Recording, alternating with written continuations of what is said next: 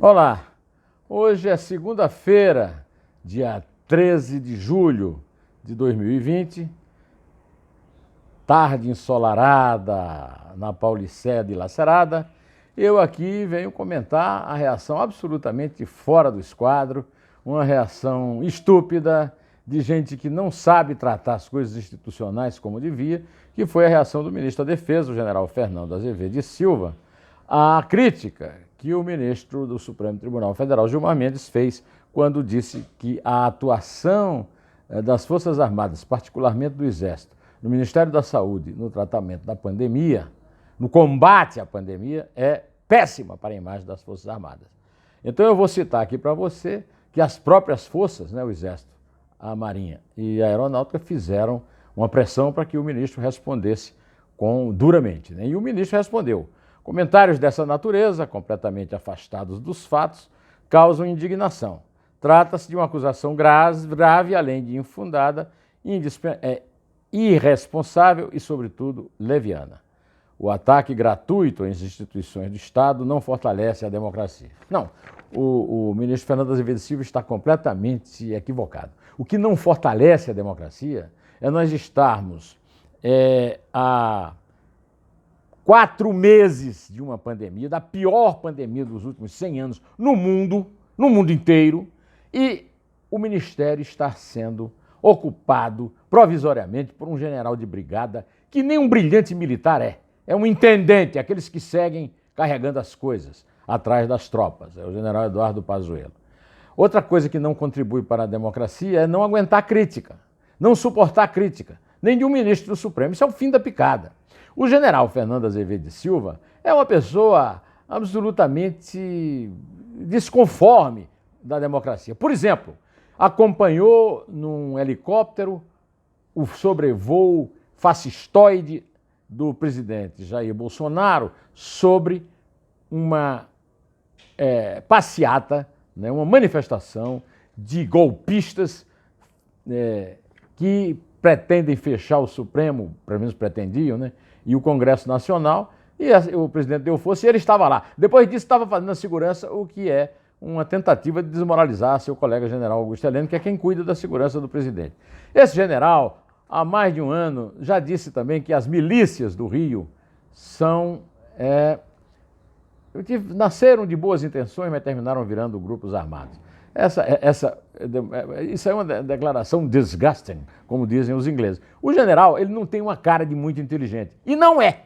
Basta ver essa reação agora de apelar para o Procurador-Geral da República, outro puxa-saco do Jair Bolsonaro, para fazer alguma coisa contra o Gilmar Mendes.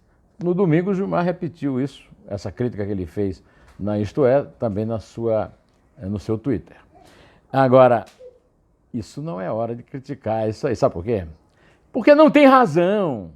Nós estamos há 4 meses da pandemia no país e vi várias vezes o Ministério da Saúde, que está militarizado, como todo o governo Bolsonaro, que tem 3.000 oficiais do Exército pendurados em empregos públicos, além de ganhar o que ganham como militares e de terem uma aposentadoria bastante privilegiada. Pois bem, sucessivas promessas de realizar testagem em massa para conter a Covid-19, o Brasil só atingiu até agora 20% da capacidade de exames prevista para o período de pico. Além de distribuir menos testes do que o projetado, o governo Jair Bolsonaro também faz entregas de kits incompletos. Eles entregam aos estados kits que não dão para fazer com eles os testes necessários para detectarem a doença. Pois bem, voltando ao tema que eu falei aqui, das milícias, eu quero dizer que ontem, domingo, dia 12 de julho, o Fantástico da Globo mostrou uma reportagem altamente preocupante a respeito da reputação do guarda-livros da família Bolsonaro, o ex-sargento PM Fabrício Queiroz, que está em prisão domiciliar em casa, por especial graça do presidente do Superior Tribunal de Justiça, João Otávio de Noronha.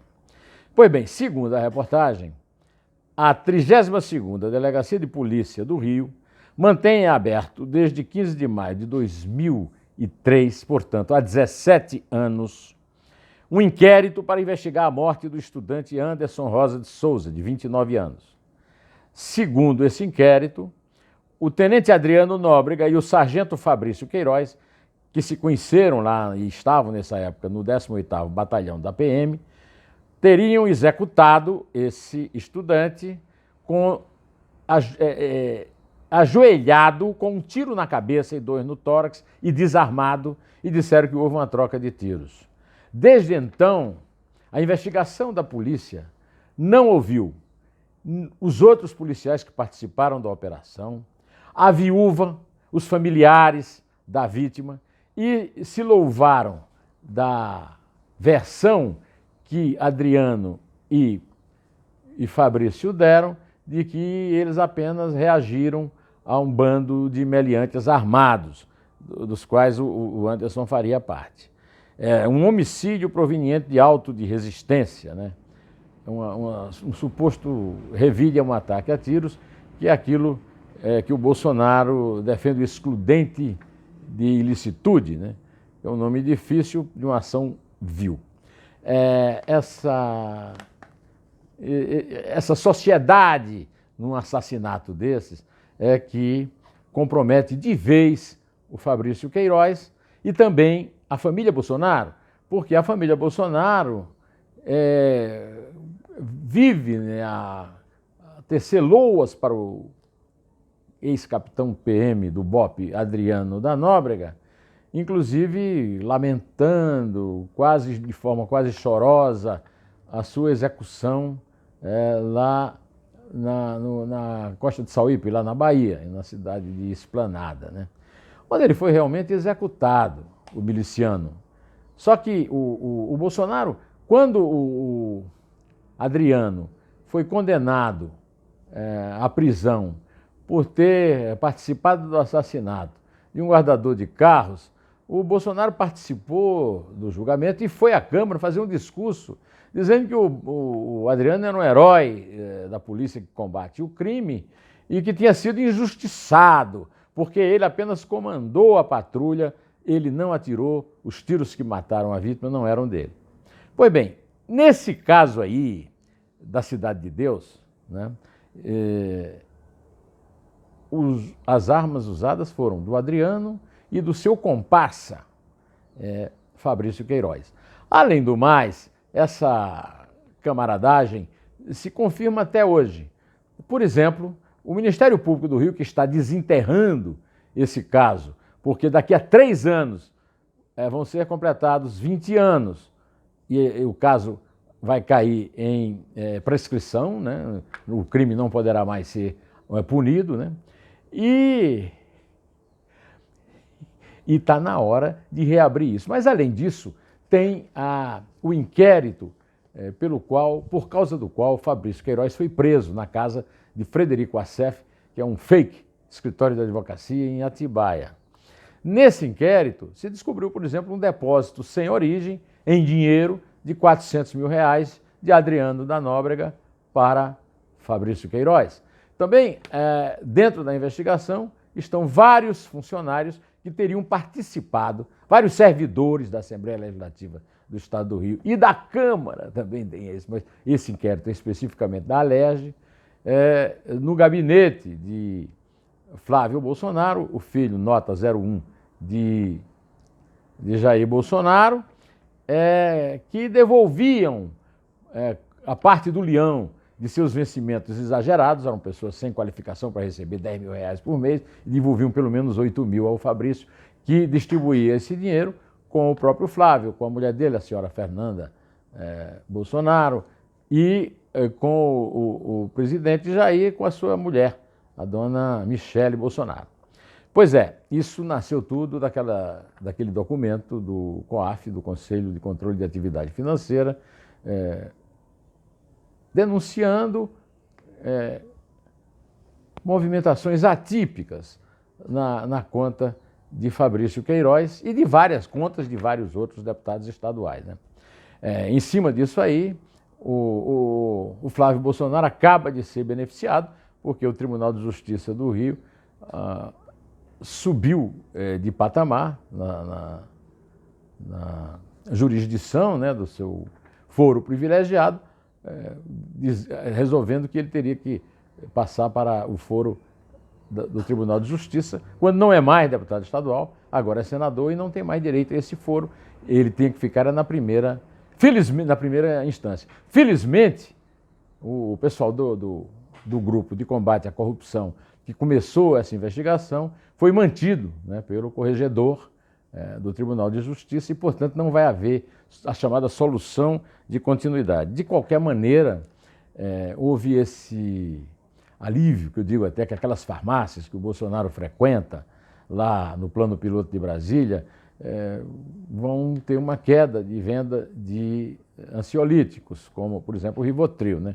Porque o Palácio do Planalto, o Palácio da Alvorada, né, agora dorme mais tranquilo com o Fabrício e a mulher, Márcia Aguiar, em prisão domiciliar lá no bairro de Taquara, né, onde eles moram e onde o Fabrício atuou como policial ao lado do Adriano, né, lá na zona oeste do Rio, e também porque o João Otávio Noronha, que tem filho, um filho dele tem um escritório em sociedade com Antônio de Rueda, que é um grande amigo dos irmãos Bolsonaros, e eles estão todos na espera de que durmam tranquilos, mas esse sono pacífico está sendo ameaçado, porque pelo menos vai durar durante o mês de julho, enquanto durar esse recesso, que fica tudo por conta do João Otávio de Noronha, o pai do sócio do amigo, né? Aliás, isso aí lembra aquele codinome do presidente do Supremo, Dias Toffoli, lá na Odebrecht, né? Mas é isso aí, eu vou ficando por aqui, direto ao assunto, em pé, e só a verdade nos salvará.